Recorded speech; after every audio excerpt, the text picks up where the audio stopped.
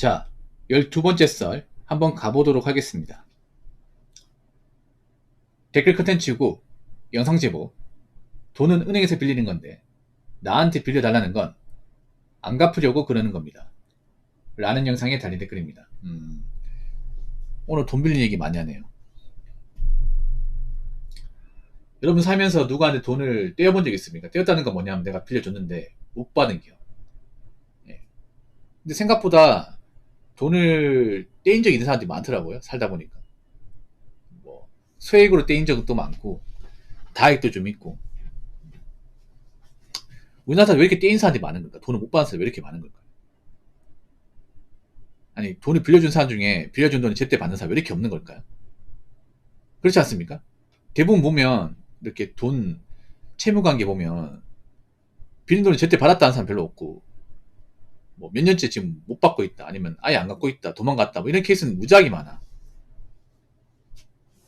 그 왜 그럴까? 그리고 왜 그렇게 빌려주는 걸까? 이렇게 못 받을 거란 걸 알고 있어서 빌려준 걸까? 아니 몰라서 그렇게 당한 걸까? 보통 한국 사람들은 여러분 아시겠지만 기본적으로 정이 약해요. 정이 약합니다. 오랫동안 알고 지낸 사람이 부탁을 거절하지 못해요. 한국 사람들은 보통 부탁을 거절하는 사람들이 잘 없습니다. 거절하면 좀 나쁜 사람으로 이렇게 생각을 해요.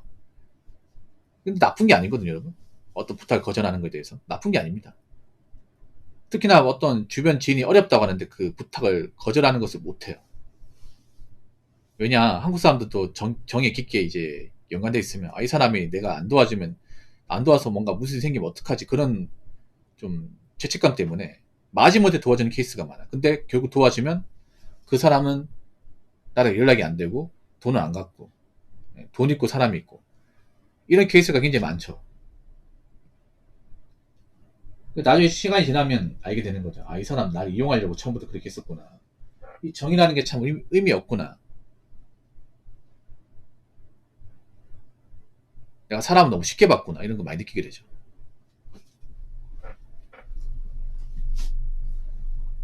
그리고 앞으로도 저희가 조심해야 되는 게 뭐냐면, 지금 주변에 돈 없는 사람들 많아요. 쨍님, 어디 가서 내가 돈 모았다는 얘기 하지 마십시오. 절대 하지 마요. 한 가지 말씀드릴게요, 여러분 자산 같은 거, 현금 같은 거 절대 얘기하시면 안 돼요. 어디 가서. 절대 얘기하시면 안 돼. 내가 지금 통장 얼마 있다. 자산 얼마다. 얘기하시면 안 돼요. 집 산 것도 얘기하시면 안 돼요. 뭐 집 사가지고 집 몇 억 올랐다 얘기하지 마세요. 자랑하지 마요. 괜히 그런 거 얘기하면 여지를 주는 겁니다. 여지를 주면 나한테 돈 부탁을 하게 돼 있어요. 말로는 거절해야 되는 거 알지만 갑자기 급작스럽게 나한테 막 애걸복고 나면 그 거절할 수 있는 사람도 많이 없어요. 한국 사람들이 막 이렇게 집 짜고 감정 호소하면 이거 마다할 사람 없거든요. 생각보다 냉정한 사람이 별로 없습니다.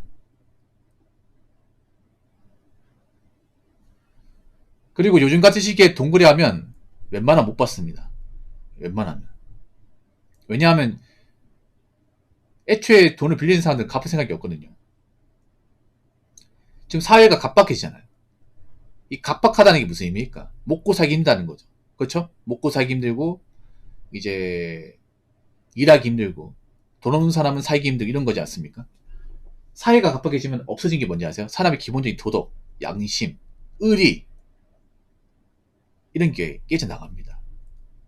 특히나 돈 없는 사람들은 양심, 도덕, 의리, 체면, 책임 이런 게 없는 사람일 가능성이 커요. 이게 우리가 어느 정도 먹고 살고 앞가림하고 사회에서 우리가 할 일을 다 하고 그래야 우리가 남한테 피해 안 주고 우리 상식성에 살고 그렇죠?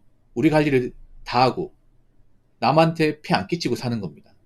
근데 내가 돈이 없고 먹고 살긴다는 건 언제든지 남한테 피해를 끼칠 수 있고 남한테 좀 불순한 의도로 접근할 수 있고 그리고 남이 어떤 그런 이제 도움을 줘도 그런 것들을 뭔가 배신으로 이용하고 자기 원하는 목적을 달성하기 위해서 남한테 피해주고 이 행동을 많이 하게 된다는 거죠.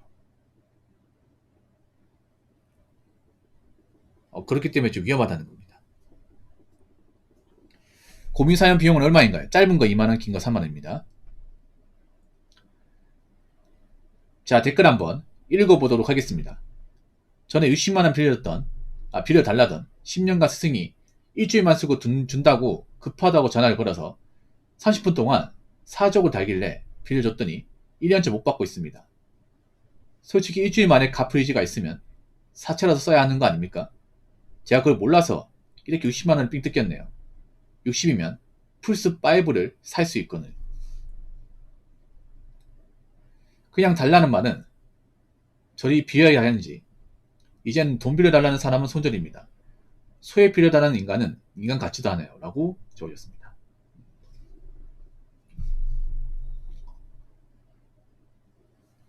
야, 60만원 안 갚네요. 스승이라고 하는 게. 지금도 스승 맞습니까? 돈 떼먹는 스승이네요. 돈 떼먹는 스승. 남의 돈 안 갚는 스승. 어디가 스승이 말하면 안 되겠네.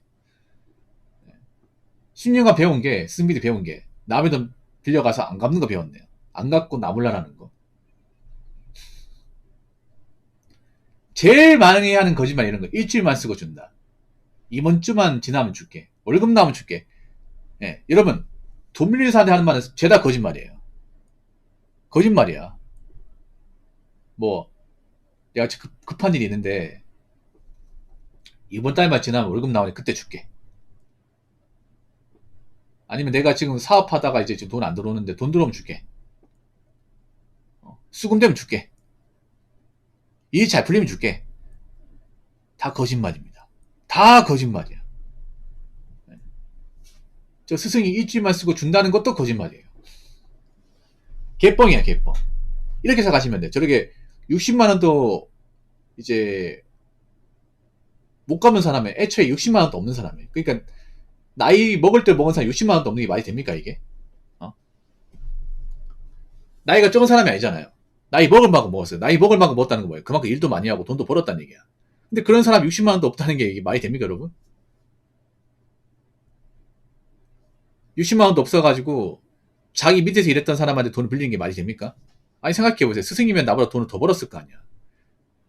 나이도 더 많으니까 이쪽에서 일을 오래 쓰니까 돈이 더 많아야 될 거 아니에요. 근데 어떻게 된 게 나보다 돈이 더 없어, 이게. 아니, 도대체 어떤 뻘짓거리를 했길래? 어떤 사고를 쳤길래? 얼마나 난잡스럽게 살았길래 저 나이 먹고도 돈이 없는 거야. 돈이 없어가지고 제자한테 60만원 빌리는 겁니까?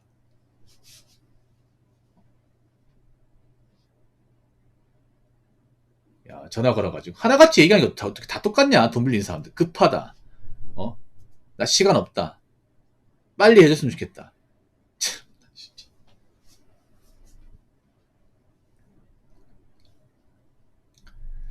솔직히 일주일 만에 갚을 의지가 있으면 사채라도 써야 하는 거 아닙니까? 근데 사채도 못 쓰는 거예요. 잘 들으세요. 이 댓글 적으시면. 보통 이런 분들은요, 나한테만 빚 있는 게 아니라 여기저기 빚이 다 있어요. 아마 내가 보니까 빚쟁이야, 빚쟁이. 채무가 엄청나게 많을 거예요. 이 모르는 채무가. 아마 이 스승이라는 사람은 아마 빚의 스승이에요. 빚의 스승. 채무의 스승입니다. 실제로 알고 보면 채무계의 스승이야. 예. 빚계의 스승. 예. 여러 가지 빚이 다 있어요.